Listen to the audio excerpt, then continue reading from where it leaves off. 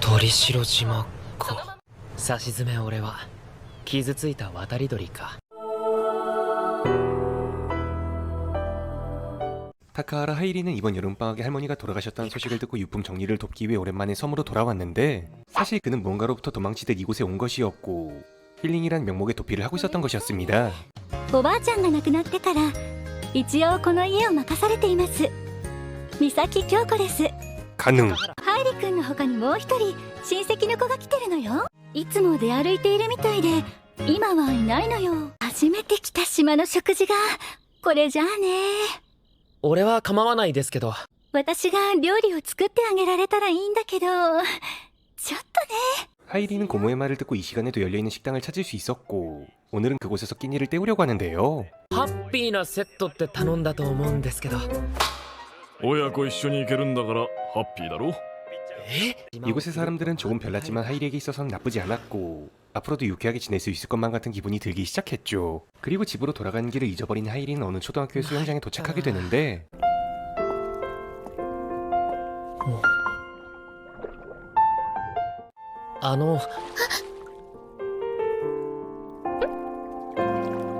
타카하라 하이리. 白羽。 泳ぎの? 이 동네는 수영을 수영복이 아니라 속옷만 입고 하나 보네. 아무튼 쌉가능. 北坂を戻って突き当たりを右。道を教えてくれてありがとう. 속옷인 거 눈치 깠네. 그리고 다음날 아침. もう8時ですよ。 불가능. 朝からチャーハン? じゃんけんぽん。また負けた。出てるんだよ顔に。グーってなっている時はグーを出すし。これでどうです。これは。じゃんけんぽん。蔵の整理はおいおい手伝ってもらうから。ま、島を楽しんで素敵な出会いがあるかも。眠ってるだけだよな。危ない。 와, 씨. 手ごめにするつもり。最初は優しくお願いします。最終的には激しくしてもいいと。露骨に警戒するのやめて。 너 같으면 은근슬쩍 조졌는데 안 하겠냐? やば、2時じゃない。バイト遅れる。 좀 까탈부릴 것 같긴 한데 아무튼 이것도 가능. お前そんな格好でいたら危ない。危ない？海水浴場以外で服を脱ぐのは禁止されている。速やかに服を着て出頭しなさい。 인구가 적은 섬이었던 만큼 그들은 모두가 서로의 얼굴을 알며 친구처럼 장난도 치며 활기가 넘치는 모습이었고, 하이리는 점점 그들에게 얽혀가고 있는 것 같네요. ご実家からですか？水泳部だったんですか？いや、海パン部だ。お。手はしっかり伸ばして、それで伸びきった時に少し間を置いて。美味しいよ。 연마, 얘는 친척의 초딩이라고? 蔵の方はまだいいよ。今日も遊んできたら？遊んできたらって言われてもな。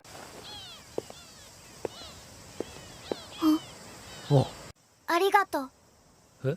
前プールでその通りにしたら少しうまく泳げたから。 그리고 하이리는 흰뚜기 루트를 선택하지 않고 조금 더 마을을 둘러보게 되는데,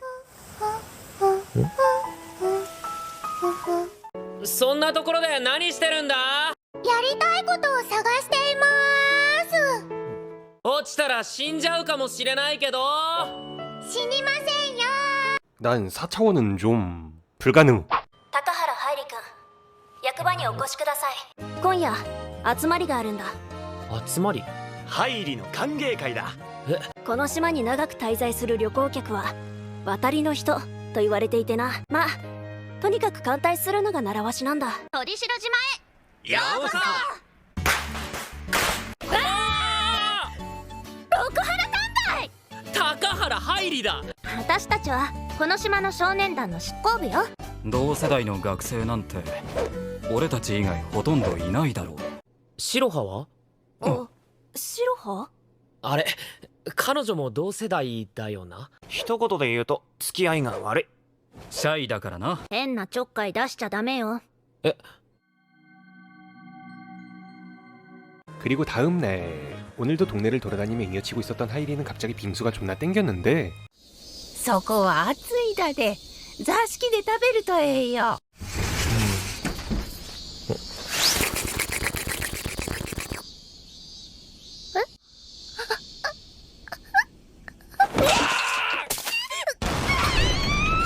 사실 팥두기가 알바를 하고 있다는 곳은 이곳이었고 자신도 한 방 맞아줄 테니 아까 일은 통쳐달라는 하이리.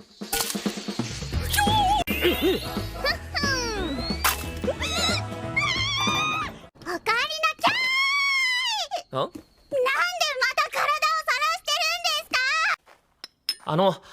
また少し出てきたいんですけど。なんかすいません。全然お手伝いできてなくって。まあぼちぼちお願いするよ。こんばんは。それで白羽さんは？名前あ、ごめん。逆に変だからさんはいらない。え？あなたは何しに来たの？こんな島に。俺は思い出せなくて。あの街で流れていく時間の中で溺れそうで。あのね。うん。翼が傷ついているって何？いろいろあって翼が傷ついて舞い上がれない。変なの。こんなにいいお天気なのに家でゴロゴロなんてもったいないですよ。せっかくの夏休みですし冒険でもしてみたらどうですか？大人の冒険。なんかいやらしい顔してる。 하이리는 보뚜기의 제안으로 모험다운 일을 해보겠다며 근처 저수지로 향하게 되는데 그곳엔 흰뚜기가 뭔가를 하고 있었습니다. レイダ好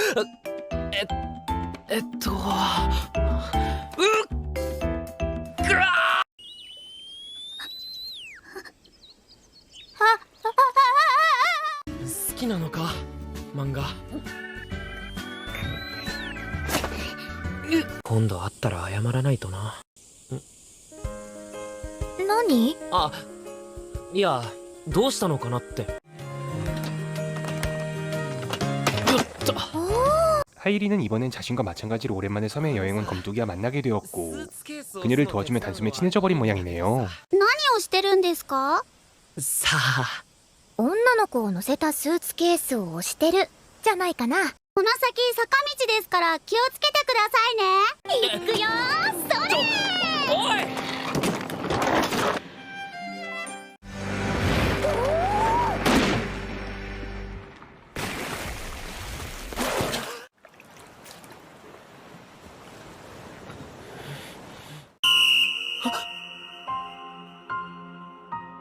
ここ、あの時の。あそこから始まるんだ。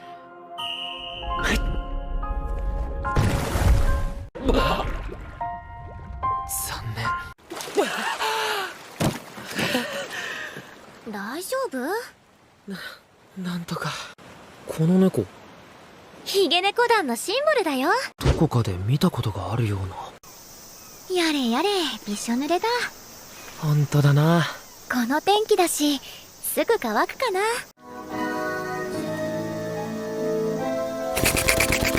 그리고 검뚜기는 어릴 적 이야기를 꺼내게 되는데 자신이 어릴 적에 이 섬에 놀러온 적이 있었고 그때 자신과 마찬가지로 섬에 놀러온 아이들끼리 보물 지도를 찾아서 보물을 찾아낸 적이 있었다고 합니다. 그리고 검뚜기는 그때 찾아낸 보물을 10년 뒤에 다시 찾아보자며 지도를 상자에 넣어놨었고 상자를 잠근 열쇠는 저마다 힌트를 적어서 이 섬 어딘가에 숨겨놨다고 합니다. 검뚜기는 하이리에게 모험 같다며 같이 열쇠를 찾자고 끈 적이 없고 그녀를 이토록 설레게 하는 보물이 궁금했었던 하이리는 그녀와 어울리며 이 섬에서 같이 열쇠를 찾기로 하였죠. 暗号か。でも10年前だろ。どこに隠したにしろそのままの状態であるとは思えないな。本当にこんなところにあるの？俺の推理が正しければ。 하이리는 어린아이의 눈높이에서 생각해 열쇠를 찾아냈고 마치 어릴 적으로 돌아간 느낌에 자신도 모르게 설레기 시작했습니다. 失礼します。 그리고 세 번째 열쇠는 흰뚜기네 집 닭장에 있다는 추리를 하게 되는데 白羽さんは。白羽だと慣れ慣れしい。なんだお前は。友達です。よそ者が。あの子が着てるのって学校の制服だよね。ああ、そうだな。あれを着ていけばおじいさんも信用してくれるかな。手に入らないかな、制服。青、お前の制服を貸してくれ。は？お前홀리結構きつそうだな。特に向こう。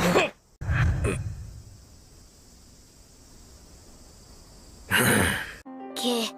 いや、ゲってどうも。あった。ふむ、女の人が映ってるね。探し物はそれなの？違う。これで3つ目だな。 검뚜기는 마지막 열쇠를 남겨두고 다시 어릴 적 추억 이야기를 해주게 되는데 俺も似たようなやり取りをしたような気がして。 이거 흐름상 이 새끼가 빡대가리라 어릴 적 자신의 이야기를 까먹은 것 같네요. 俺たちの推理も冴えてきたな。起きてハイリー、もう朝だよ。おはようハイリー。 쌉가능 なんだその格好は。京子さんにしばらくお手伝いさせていただきますって言ったら、じゃあこれどうぞって。どう？似合うでしょう。 고모님 나이스. 働き者ですね、あの人。ああ。ハイリー、背中出すよ。やっぱりごめん、無理そう。 까비 それじゃあ箱を開けようか。見つけるのは難しいかなって思ってたんだ。でもハイリが協力してくれて、私たちはこの地図をたどって島の外れまで行ったの。そうして見つけたの。海賊船。何？ 하이리는 그녀의 말을 믿기 어려웠고 이번엔 자신도 직접 그 해적선이 있는 곳까지 가보겠다고 하네요. 重い。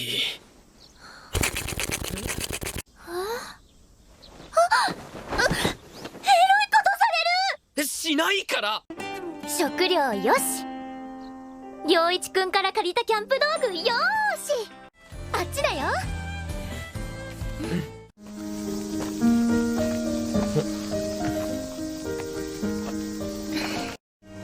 昔もみんなに迷惑かけたの覚えてる。私だけ歩くの遅くて。本当にあった。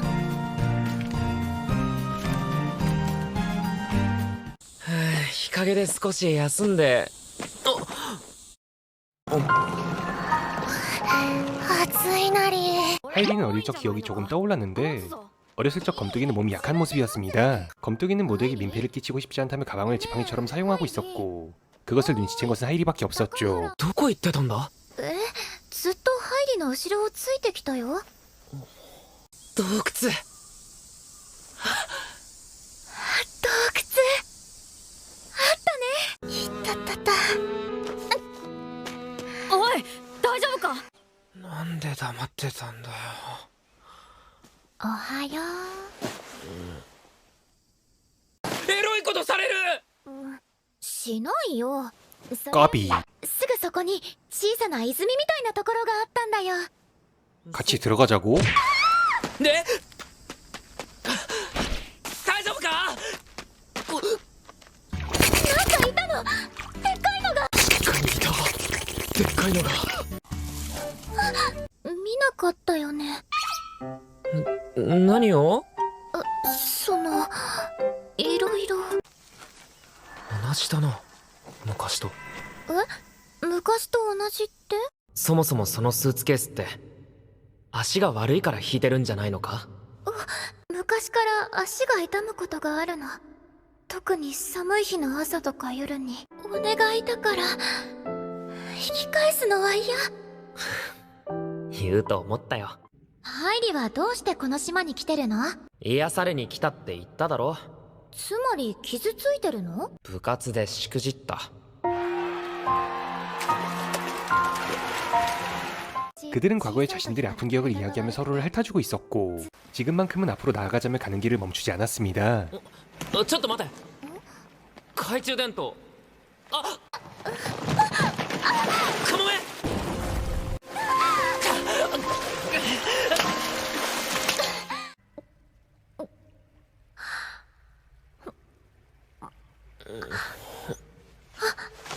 覚める前になんかキスされてたような気がして。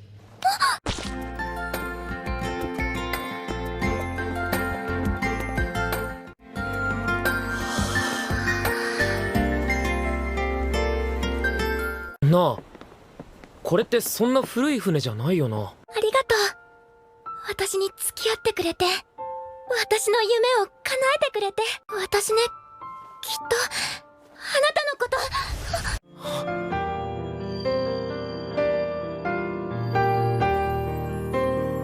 검뚜기는 좋아한다는 말을 전하지 못한 채 어디론가 사라져버렸고, 며칠 뒤 하이리는 소년단이 모두와 함께 그녀가 잃어버린 가방을 찾기 시작합니다.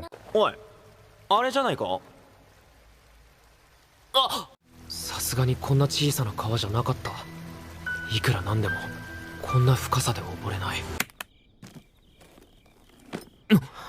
これがヒゲネコ団の冒険。昔この本を読んだことがある。高原がたどり着いたという入り江の近くに小島がある。その島は私有地なんだ。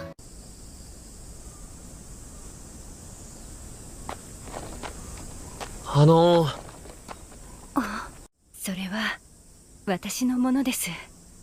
あなたはカモメの。カモメを知ってるんですか？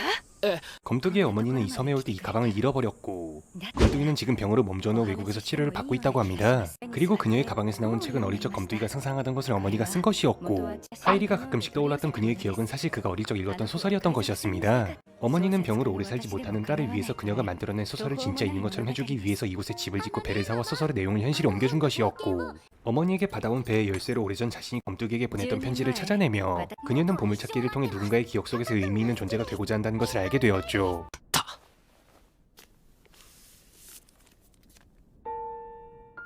10年後、とっておきの冒険に招待するって。 검뚜기가 말했던 어릴 적 친구들이란 것은 자신의 책을 읽어준 독자들이었던 것이고, 하이리는 자신에게 잊지 못할 추억을 만들어준 그녀를 위해 뭔가를 준비하기 시작합니다. 夢でも幻でも、俺は俺の信じたもののために残りの時間を使おう。何を書いてるんですか？手紙。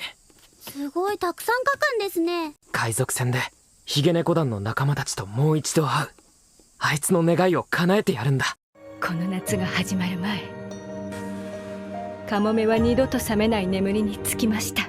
俺も黙っていたことがあります。ここまでどうにか準備できたが、本当に来てくれるのか。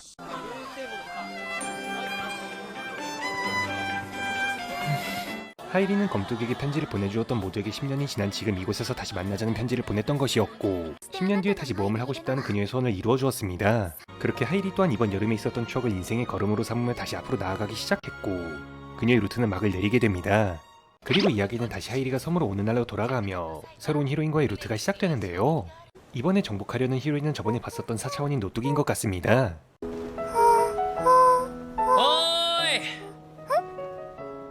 무유? 무규? 探し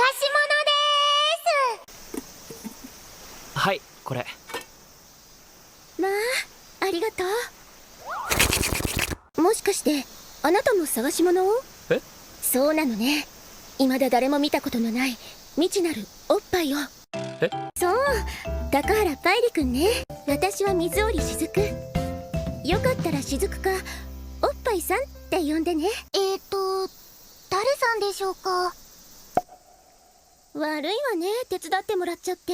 그녀들은 이곳에서 자신의 소중한 무언가를 찾겠다며 쓰레기를 줍고 있었는데, 노뚜기는 그것 말고도 자신이 항상 흥얼거리는 멜로디가 무엇인지도 이 섬에서 알아내고 싶다 합니다. 今日のところは入ってみませんか？一緒に水に入ったらきっと友情が育めます。うわっ、つむ大丈夫か？ぎ。あら。 우정이 아니라 다른 게 싹 될 것 같은데. それで私のやりたいことは何でしょう？いきなり直球の質問だな。こんな風にお二人とずっと一緒にいたいです。一緒にご飯食べたり、夜になったら星を見たり。いらっしゃいませ、高原さん。なんだそれ。うにゃー。そして牛です。もう。星ってこんなにいっぱいあったんだな。これもこの島のいいところよ。帰っちゃうんですか？さすがに一度は家に戻らないと。この夏は紬と雫とこんな日がずっと続くのかな。 그리고 그날 밤 하이리는 오늘도 그녀가 살고 있는 등대에 놀러 가기로 하는데 紬？高原さん、今日も泊まっていきませんか？え、雫がいるならまだしも二人っきりはまずいだろ。時間あんまりないんです。私もうすぐ帰らなくちゃな。帰ったらきっともう会えません。じゃあ夏が終わったらもう会えないのか。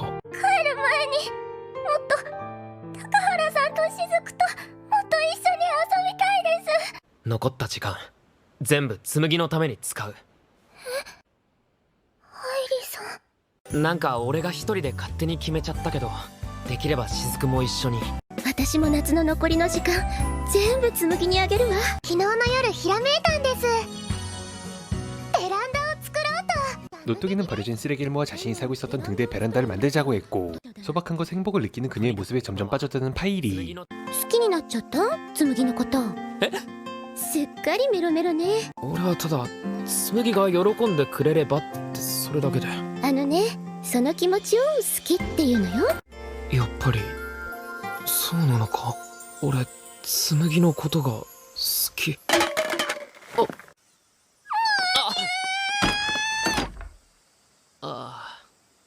振られちゃったらおっぱい貸してあげるから。 저도 빌려주시면 안 돼.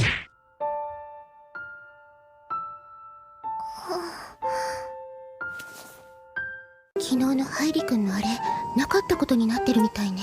おっぱい貸しましょうか。今まで紬が水織先輩以外の人と一緒にいるのを見たことなかったわ。そうなんだ。一体何があったんだか。いや何もないから。パイリ君、ちょっと。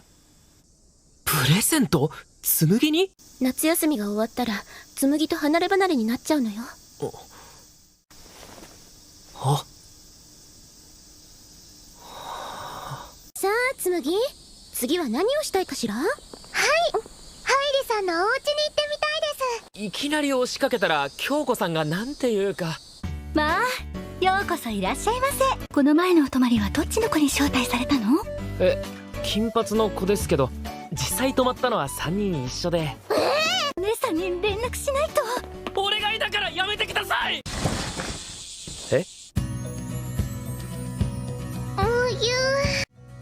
何か入ってる。 꿈과 희망이다.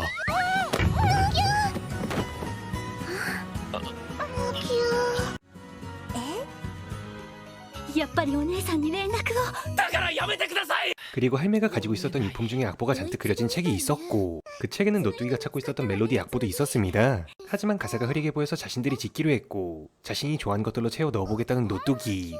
パイリ君、もしも夜寝にくかったらごめんなさい。さっきの紬のおっぱいちょうどいい詰め物がなくて、パイリ君の枕を使わせてもらったの。ちょっと寄っていきませんか？へえ。ようやくできました。私も好きですよ、ハイリさんのこと。あんなことを言われたら好きになっちゃいますよ。だけどもうすぐ帰るので、そんなお別れは嫌なんです。お別れするからって意味なくなっちゃうのかな。 하이리는 이별을 해야 하기 때문에 좋아하는 마음을 숨기는 것은 틀렸다며 노뚜기를 설득했고, 결국 자신들의 마음을 더 이상 참지 않기로 하였죠.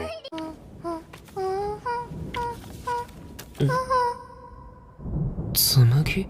하지만 그날 이후로 그녀의 모습은 어디서도 찾아볼 수 없게 되었습니다. どうしたんだろう。珍しいわね。紬がこんな時間になっても来ないなんて。もしかしたら紬急に恥ずかしくなったのかも。正式にパイリ君と付き合うことになって。でも残念ね。これから育つ紬のおっぱいが私だけのものじゃなくなっちゃうなんて。紬って東大に住んでるって言ってたけど、本当の家は？私知らないわよ。はい、例のもんじゃって。あ、神隠しかもしれんの。神隠しですか？もう何十年前かの 할매는 수십 년 전에 어떤 여자아이가 섬에서 사라졌다는 이야기를 해주었고 이제 이 섬에 사라진 그 소녀를 알고 있는 사람은 아무도 없다고 하는데요. 유일하게 남겨진 것이라고는 과거에 그녀가 살고 있었던 집과 그 소녀를 찾고 있었던 남자가 있었다는 소문 정도였습니다. これ見てくれないか。紬？どこかで見たような。ほら、これ。権力者さんのお家です。今は誰も住んでいません。ここが紬の家。 수십 년 전 이곳에 살고 있었던 노뚜기는 혼혈이란 이유로 친구를 잘 사귀지 못했었는데 섬이었던 만큼 이곳도 원숭이 새끼들이 바글거렸고 백마에게 흥미가 생긴 한 마리가 그녀에게 접근했으며 친구가 없었던 노뚜기는 그와 쉽게 사랑에 빠져버렸습니다. 하지만 집안에서는 그와의 교제를 반대했고 그들은 결국 이 섬에서 모든 것을 버리고 도피를 결정했죠. 神隠しってこういうことだったのかしらね。この日記続きがあるわ。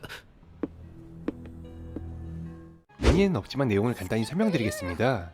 사실 노뚜기는 불치병에 걸려 있었고 자신이 사랑했던 남자와 마지막까지 함께하고 싶었지만 결국 여름이 끝나기 전에 죽은 것이었는데 지금 이들이 보고 있었던 것은 그때 죽은 노뚜기의 영혼 같은 것이었고 자신의 소원이었던 좋아하는 사람과 여름을 끝까지 함께하는 것을 이룬다면 사라지는 것을 알고 있었기 때문에 하이리에게 그런 말을 했었던 것이었습니다. 그리고 노뚜기를 찾고 있었던 하이리는 그녀가 있었던 등대에서 잠이 들었고 눈을 떠보니 다른 세계에 있는 그녀와 만나게 되었죠. 私はあの時選べませんでした。怖くなったんです。 하이리는 그녀가 등대에서 찾는 것이 있다고 하는 그녀가 자기 자신을 찾고 있다는 것을 알게 되었고 그녀는 지금 실존하는 인물이 아니며 그녀가 이루지 못했던 소원을 이루어주겠다 다짐했죠.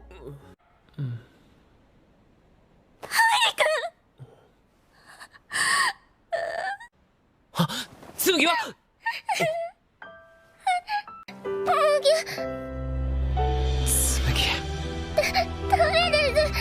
いろいろ心配しちゃったけど元気ならそれでいいわ。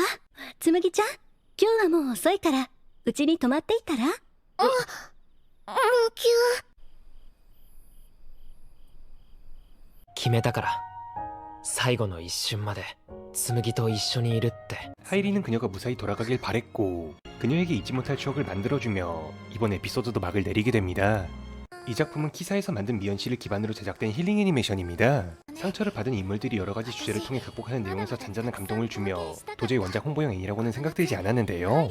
여름이라는 계절감과 각 히로인들이 지닌 테마, 추억이라는 보정에 보는 내내 무언가 아련한 마음이 들기도 했었습니다. 미연씨가 기반이다 보니 처음에는 각 히로인 루트의 세팅 같은 부분으로 조금 지루할 수 있었지만 결국 스토리를 이해하게 되면서 여름방학의 마지막 한 조각은 추억이다라는 작가의 의도를 파악하게 되며 지금 당장 여친을 만들러 가야겠다는 생각도 들었지만 저는 이미 조졌네요.